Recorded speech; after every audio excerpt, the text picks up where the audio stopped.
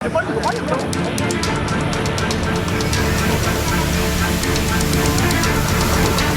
pekat akibat kebakaran yang melanda pabrik produksi sendal jepit di Tangerang, Banten berdampak ke pemukiman warga sekitar.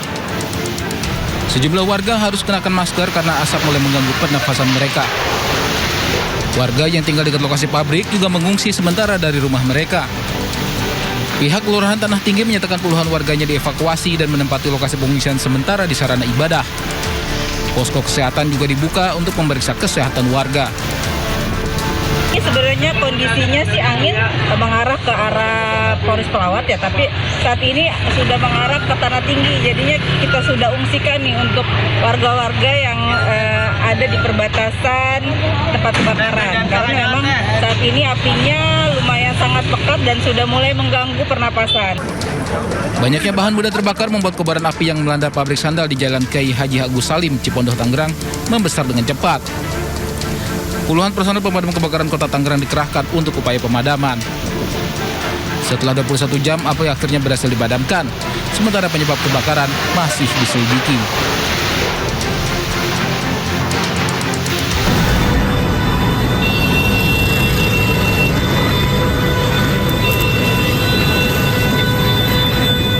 Mobil mewah listrik ini berjalan lambat dan mengeluarkan asap di Jalan Arjuna Selatan, Kebun Jeruk, Jakarta Barat. Laju mobil berplat nomor B77NRI ini tersangkut pembatas jalan. Kondisi mobil mewah ini mengalami kerusakan cukup parah. Kaca bagian depan dan belakang hancur akibat lemparan kelapa dan batu. Pengendara mobil listrik mengaku tidak menabrak motor, namun sebaliknya dirinya menjadi korban yang ditabrak oleh motor tersebut, namun terpaksa kabur karena massa mengamuk menghancurkan mobilnya. Bikinin sampai hancur, mau berhenti. Gila. Tapi tadi berarti bukan Bapak yang nabrak, Pak? Bukan gua, itu makanya gua tunggu polisi baru gua berhenti. Dari arah mana, Pak, tadi, Pak? Dari arah tol sana. Di orang itu yang nabrak gua kena motor. Ya tapi nggak usah kabur. Gimana nggak kabur, diginiin kayak. Sementara menurut saksi mata, pengendara mobil ini melaju dari depan kampus Mercu Buana Jalan Meruya Selatan, Kembangan, Jakarta Barat, tiba-tiba menabrak pengendara ojek online hingga motornya ringsek. Pengendara mobil ini kabur dan dikejar massa hingga berhenti di pinggir tol Jalan Arjuna Selatan, Kebun Jeruk, Jakarta Barat. Di depan warteg Mercu Buana. Ini tuh mobil keluar dari jalur. Papasan nih adu banteng dengan motor Grab. Grabnya sampai terpental, terbelah dua, motornya bang kayak gitu. Nah ini udah dikejar, baru berhenti di sini bang, tempatnya di pinggir tol ring road. Tadi kondisinya keadaannya ngebut atau gimana, Bang? Kalau pas nabrak dia ngebut bang, cuman setelah nabrak dia udah nggak bisa ngebut tuh, karena posisinya kapten mesinnya juga udah kena, jadi nggak bisa ngebut dia. Bang, untuk kondisi korbannya sendiri gimana, Bang? Kondisi korban tadi. Petugas kepolisian lalu lintas yang berada di lokasi berhasil meredakan emosi massa dan mengamankan mobil ini ke kantor unit Laka Lantas Satuan Wilayah Jakarta Barat. Sementara kondisi pengemudi ojek online telah sadarkan diri dan masih mendapatkan penanganan medis di rumah sakit. Dari Jakarta, Miftahul Gani, iNews melaporkan.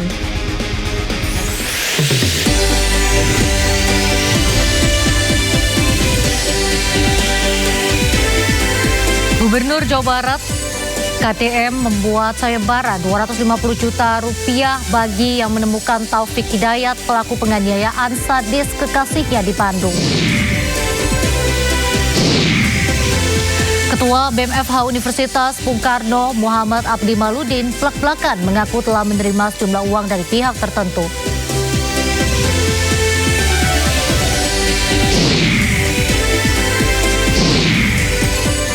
Iran dan Amerika memanas lagi, kapal kargo dan kapal tanker minyak masih tertahan di Selat Hormuz.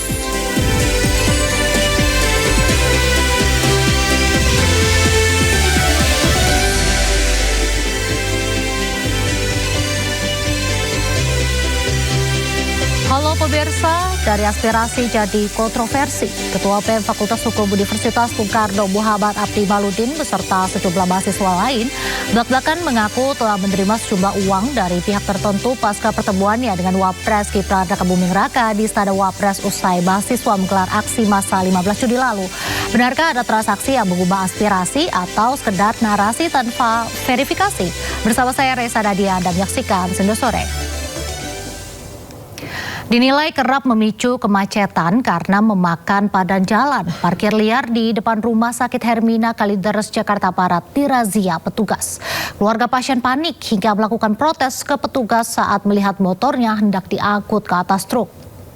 Masalahnya bukan apa, suami saya di dalam. Suami saya baru masuk. Seorang mama yang merupakan keluarga pasien ini ngamuk saat motornya yang terparkir di bahu jalan diangkut di depan Rumah Sakit Hermina, Jalan Kintamiraya dan Mogot Mall Kalideres. Sontak razia parkir liar yang digelar Sudin Perhubungan Jakarta Barat ini membuat keluarga pasien lainnya panik dan segera memindahkan motornya. Sementara puluhan sepeda motor lain yang tidak diketahui pemiliknya langsung mendapat tindakan cabut pentil ban hingga diangkut ke dalam truk. Tanya menyasar sepeda motor, seorang juru parkir liar yang beroperasi di depan rumah sakit ini juga diangkut petugas untuk dilakukan pemeriksaan. Razia ini dilakukan untuk mengurai kemacetan yang kerap terjadi akibat keberadaan parkir liar yang memakan badan jalan. Sementara para pemilik kendaraan juga dihimbau untuk memarkirkan kendaraannya di tempat resmi. Dari Jakarta, Miftahul Gani, iNews melaporkan. Puluhan pedagang kaki lima yang berjualan di atas trotoar Jalan Kintamani Raya Kalideres, Jakarta Barat ditertibkan oleh petugas Satpol PP Kecamatan Kalideres. Penertiban dilakukan karena para pedagang mengganggu pejalan kaki yang melintas. Dalam rangka bagian dari program Bulan Tertib Trotoar yang tengah digencarkan pemerintah daerah, sejumlah pedagang kaki lima yang berjualan di atas trotoar Jalan Kintamani Raya Kalideres, Jakarta Barat langsung ditertibkan. Hal ini dilakukan karena semakin banyak pedagang yang menggunakan trotoar sebagai tempat berjualan sehingga mengganggu pengguna jalan. Para pedagang langsung panik dan bergegas menyelamatkan barang dagangannya ketika adanya petugas Satpol PP yang tiba di lokasi. Namun sebagian lapak dan peralatan dagang seperti bangku, meja, serta peralatan lainnya yang tidak sempat diselamatkan akhirnya ditertibkan oleh petugas ke dalam mobil truk. Untuk agar kita kelihatan semua jadi rapi untuk di Jalan Kintamani, Kecamatan Kalideres. Ini mereka di atas trotoar gimana Pak, para PKL sendiri? Baik, rata-rata di PKL yang di sini di lokasi Jalan Kintamani ini di atas trotoar dan di atas bahu jalan. Berapa PKL yang ditertibkan sendiri nih Pak? Kurang lebih ada 30 ya? Ya. Kurang lebih 30 lapak pedagang kaki lima berhasil ditertibkan oleh petugas. Seluruh barang bukti hasil penertiban kemudian dibawa ke gudang Satpol PP Jakarta Barat untuk proses lebih lanjut. Para pedagang yang terjaring penertiban rencananya akan menjalani sidang tindak pidana ringan sesuai ketentuan yang berlaku. Pemirsa, penyidik unit laka lalu lintas Polres Metro Jakarta Selatan telah melakukan olah TKP kecelakaan lalu lintas yang menewaskan seorang siswi SMA 6 Jakarta. Petugas telah memeriksa 2 orang saksi dari sopir bus sekolah dan seorang penumpang.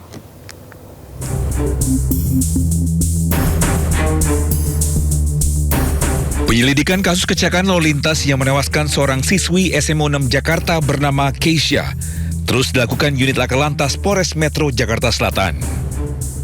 Dari keterangan kepolisian, proses olah TKP telah dilakukan dan juga telah memeriksa 2 orang saksi, yaitu sopir bus sekolah dan seorang penumpang. Tak hanya itu, penyidik laka lantas Polres Metro Jakarta Selatan telah melayangkan surat pemanggilan kepada pihak PLN yang diduga menjadi penyebab kecelakaan.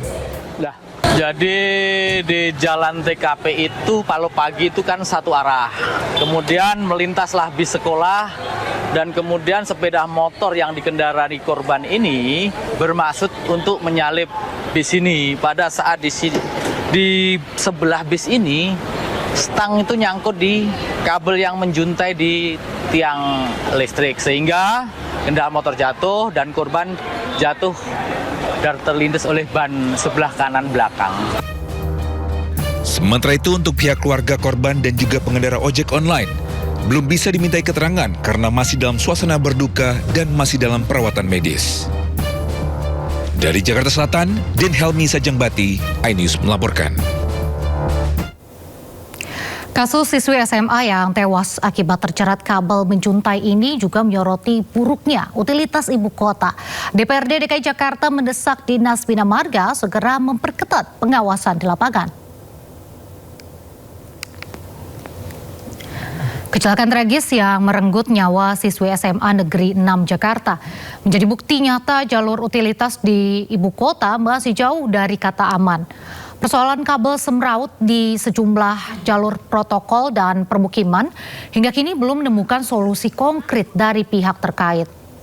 Kondisi ini kembali memantik reaksi keras dari pihak DPRD DKI Jakarta yang mendorong Pemprov segera melakukan razia besar-besaran. DPRD DKI Jakarta berharap penataan kabel jaringan utilitas menjadi prioritas utama demi menjamin keselamatan sekaligus nyawa warga ibu kota. Kedepannya harus ada ketegasan dari pihak Pemprov DKI Jakarta, terutama dalam hal ini yang mempunyai tugas adalah Bina Marga, Dinas Bina Marga. Yang saya selalu sampaikan berulang-ulang bahwa pengawasan kita tuh kurang sekali. Ya harusnya kalau memang kita serius supaya masalah ini kedepannya tidak terjadi lagi, ya kita harus tegas lah melakukan operasi besar-besaran. Ya kita cek di Jakarta ini di mana saja titik yang ada kabel-kabel menjuntai, ya kita potong aja. Kita beralih ke informasi berikutnya, pemirsa. Perempuan muda yang disekap dan dianiaya selama 3 tahun oleh kekasihnya di Bandung, Jawa Barat terluka parah. Diduga wajahnya dirusak kekasihnya. Demikian juga dengan penglihatannya. Pelaku buron berpindah-pindah tempat untuk menghindari kejaran polisi. Adik korban YTT, perempuan yang disekap dan dianiaya oleh kekasihnya, berlinang air mata saat menceritakan kondisi sang kakak. Melalui sambungan telepon, sang adik juga menceritakan kisah pilu sang kakak ke pengacara Hotman Paris. Terima kasih banyak udah mau membantu keluarga saya. Dengan adanya bantuan hukum gratis, adik korban berharap sang kakak mendapat keadilan. Saya juga adik korban sampai nggak mengenali wajah kakak saya sendiri gitu, saking hancurnya mungkin kepalanya tuh. Terus saya sebagai adik gitu nggak bisa ngejaga kakak perempuan saya gitu. Merasa gagal saya ngejaga kakak saya yang perempuan itu. Sungguh memilukan, perempuan warga Ranca Ekek, Kabupaten Bandung disekap dan dianiaya oleh kekasihnya. Selama 3 tahun menghilang, keluarga akhirnya menemukan korban dalam kondisi mengenaskan. Tubuh penuh luka dan nyaris kehilangan penglihatannya. Pelaku penganiayaan diduga merupakan kekasih korban. Keluarga pun mengaku kaget lantaran korban berpamitan kerja di Jakarta namun tak ada kabar sejak 3 tahun lalu. Dari Kabupaten Bandung, Jawa Barat, Yuan Pangestu, iNews melaporkan. Kondisi YTT, korban penganiayaan dan penyekapan di Bandung, berangsur membaik. Meski masih lemah, korban bisa berbincang dengan pengacara kondang Hotman Paris melalui panggilan video yang menyatakan bahwa dirinya semangat dan ingin kembali berjualan online.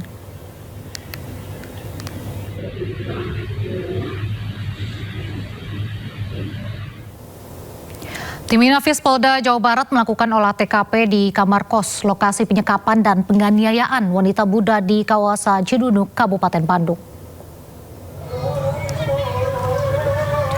Polisi memasang garis polisi dengan jarak 3 meter dari kamar kos tempat kejadian perkara.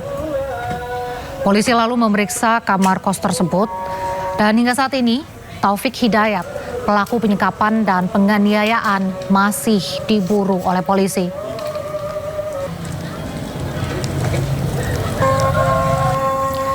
Sebelumnya pemirsa, polisi menggeledah kamar kos yang diduga menjadi lokasi penyekapan dan penganiayaan wanita di Cileunyi, Kabupaten Bandung, Jawa Barat. Polisi memeriksa kamar kos yang diduga menjadi salah satu lokasi penyekapan dan juga polisi melakukan pemeriksaan sejumlah barang-barang yang ada di kamar kos tersebut serta memeriksa saksi penjaga kos.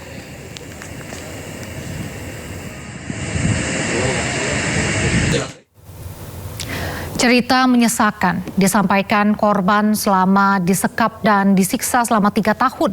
Rekaman percakapan ini disampaikan dalam sebuah podcast di media sosial. 2 tahun 3 tahun itu kamu nggak boleh keluar dari kosan? Nggak bisa karena udah nggak bisa lihat. Jadi kalau misalkan disiksa nih ya, terus saya mengeluarkan suara kayak gitu, rasanya dia disiksa lagi. Jadi saya tuh kayak gak kemana-mana. Dia kan kerjanya sebagai dia kolektor. Jadi kalau misalkan dia pergi lagi ke konsumen, saya suka disuruh tidur. Kalau misalkan ikut, paling saya disuruh pakai masker. Aku sering dipukul sih. Aku sering dipukul. Pertama mata dulu yang dipukul. Terus ini telinga, ya, terus kaki juga sama bedok, ya, terus dipaksa untuk pakai tato sama dia. Terus kalau makan sehari cuma 1 kali, ya itu juga ya kalau makan aku juga makan sendiri. Terus sisanya bisa dibilang jatah mandi, karena aku nggak bisa lihat ya, jadi mau mandi gimana gitu kan. Kalau aku tuh kayak jalan gitu, terus aku tuh diantar ke sini sama yang punya kosan. Nah jadi ya dia tuh bisa ngantar lah ke dalam keadaan kuku panjang, terus kepala darah semua. Berdoa sama Allah, ya Allah gimana pun juga aku ingin pulang dalam keadaan apapun juga gitu. Sekalipun dalam amit-amitnya dalam keadaan mati pun gitu. Setidaknya orang tua harus lihat mayat aku kayak gimana gitu kan. Sebelumnya, Gubernur Deddy Mulyadi membuat sayembara berhadiah Rp250 juta bagi warga yang menemukan Taufik Hidayat, pelaku penganiayaan sadis kekasihnya di Bandung, Jawa Barat. Tetapi saya juga memberikan ruang bagi warga dimanapun berada untuk berpartisipasi mencarinya. Dan siapa yang bisa menemukan Taufik Hidayat, menyerahkannya kepada aparat atau menginformasikan kepada aparat keberadaannya, saya memberikan hadiah Rp250 juta sebagai bentuk partisipasi saya. Pemirsa, seorang pria nyaris menjadi bulan-bulanan warga karena melakukan tindak asusila pada anak perempuan di bawah umur di Pulau Gebang, Cakung, Jakarta Timur. Pelaku ditangkap warga saat kabur ke atas genteng warga.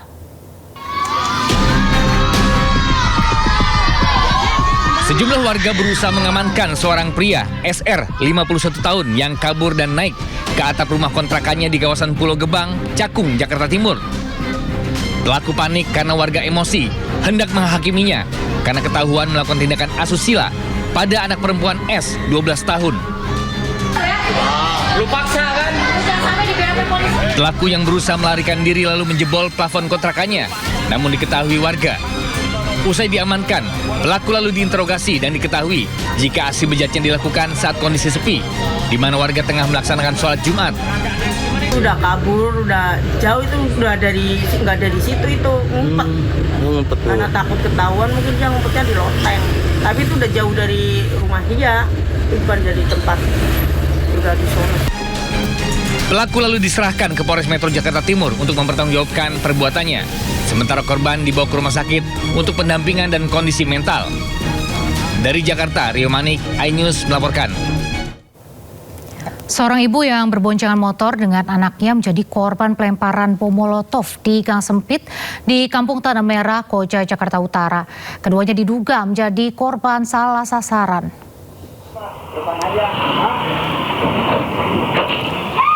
Detik-detik aksi pelemparan bom molotov terhadap ibu dan anak yang berboncengan motor di gang sempit di kawasan Rawabadak Selatan terekam CCTV. Warga yang berada di lokasi langsung menolong korban. Ibu dan anak ini diduga menjadi korban salah sasaran. Diduga para pelaku mengincar salah satu warga yang sedang duduk-duduk di lokasi kejadian. Karena pria yang diincarnya menjalin hubungan dengan mantan istri salah satu pelaku. Akibat kejadian ini, korban terluka di kaki dan sepeda motornya pun rusak.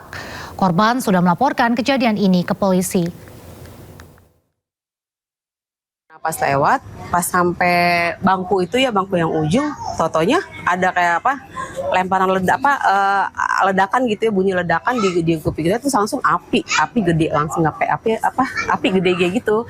Terus apinya itu kena motor saya. Nah jadi saya kaget ya, namanya api gede gitu kan sampai kemana-mana, ya itu saya panik langsung nabrak tembok gitu, jatuh. Ibu posisi itu mau kemana, Bu? Dari rumah mau ke pasar. Anggota DPRD Sleman yang juga anak mantan Bupati Sleman, Raudi Akmal, Senin malam ditahan Kejaksaan Negeri Sleman. Ia bersama ayahnya terlibat korupsi dana hibah pariwisata sebesar 10 miliar rupiah. Tanggapannya Mas, disampaikan Mas. Kapasitas.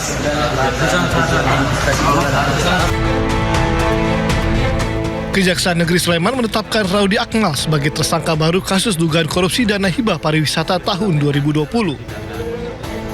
Raudi juga langsung ditahan di Rutan Kelas 2A, Yogyakarta. Raudi mengaku putusan pengadilan Tipikor menyatakan dirinya tidak terlibat dalam kasus dugaan korupsi dana hibah. Sama-sama tahu hasil putusan dari Pengadilan Negeri Yogyakarta sudah menyampaikan bahwa tidak ada keterlibatan saya dan itu sudah disampaikan di dalam persidangan. Jadi ya kita ingin menghadapi ini dengan keadilan. Kejari Sleman menyatakan Raudi berperan melakukan pengkondisian proposal dari kelompok masyarakat sebagai penerima dana hibah. Kerugian keuangan negara dari kasus ini sebesar 10,9 miliar rupiah. Perbuatan aktif dari tersangka RA dalam pengelolaan dana hibah pariwisata di Kabupaten Sleman tahun 2020, yakni dengan melakukan pengkondisian proposal-proposal dari kelompok masyarakat sebagai penerima hibah dan selanjutnya ditetapkan melalui keputusan Bupati Sleman. Sementara itu, kuasa hukum Raudi Akmal mempertanyakan sikap Kejari Sleman yang tetap menahan kliennya meski baru keluar dari rumah sakit. Masa tensi 150 dikatakan sehat? Ini ada apa gitu loh? Apakah memang mau dipaksakan untuk ditahan? Di mana kami melihat pihak Kejaksaan Negeri Sleman ini menghilangkan hak asasi manusia dari klien kami. Sebelumnya, kasus dana hibah pariwisata tahun 2020 sudah menyeret mantan Bupati Sleman Sri Purnomo yang divonis hukuman 6 tahun penjara. Dari Sleman, Yogyakarta, Heru Trijoko, iNews melaporkan. Aksi bak jagoan dilakukan seorang selebgram di Cilincing, Jakarta Utara. Pelaku pamer senjata api usai melakukan perusakan di ruko.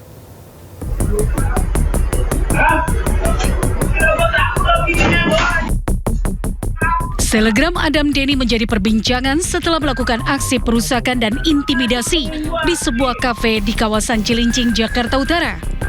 Aksi pengerusakan yang terekam kamera CCTV ini viral di media sosial.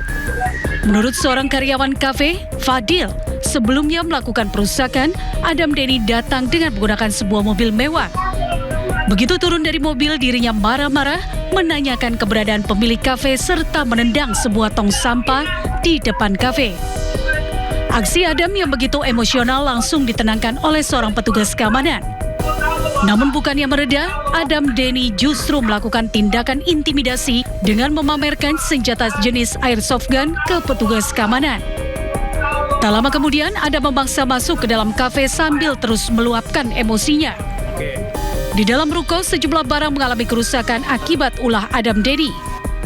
Fadil sendiri tidak mengetahui motif pelaku melakukan pengerusakan dan memamerkan senjata jenis airsoft gun tersebut. Datang ngebut-ngebut dari lantai, parkir mobil dong, nanyain nama bos saya. Nah, dia marah-marah tuh nggak jelas. Tiba-tiba nendang tong sampah yang biru tadi. Nah, nggak lamaan dia maksa masuk. Pas masuk dia lemparin ini bang, lonjok ini, sama nyopotin sama itu. Jadi. Kasus ini ditangani aparat Polres Metro Jakarta Utara. Dari Jakarta, Rizky Falupi, iNews melaporkan. Pemirsa, dua ibu-ibu nekat mencuri minyak goreng hingga kopi di sebuah toko grosir. Keduanya tertangkap basah memasukkan barang curian ke balik kerudung. CCTV merekam aksi dua emak-emak yang nekat mencuri 100 renteng sampo, belasan liter minyak goreng hingga kopi di kawasan toko grosir Kemiling, Bandar Lampung. Kedua pelaku IR dan juga ROS berpura-pura menjadi pembeli lalu menyembunyikan barang curiannya di balik kerudung. Kedua pelaku yang hendak kabur lalu dihadang karena sudah dipantau karyawan. Pelaku tak bisa mengelak usai barang hasil curian ditemukan. Hasil pemeriksaan, keduanya merupakan residivis kasus serupa dan sudah berulang kali melakukan pencurian.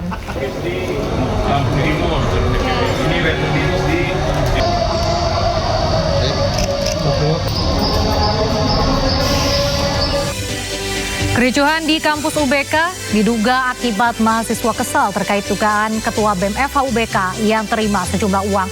Informasi selengkapnya kami hadirkan usai jeda, tetap di Sindo Sore.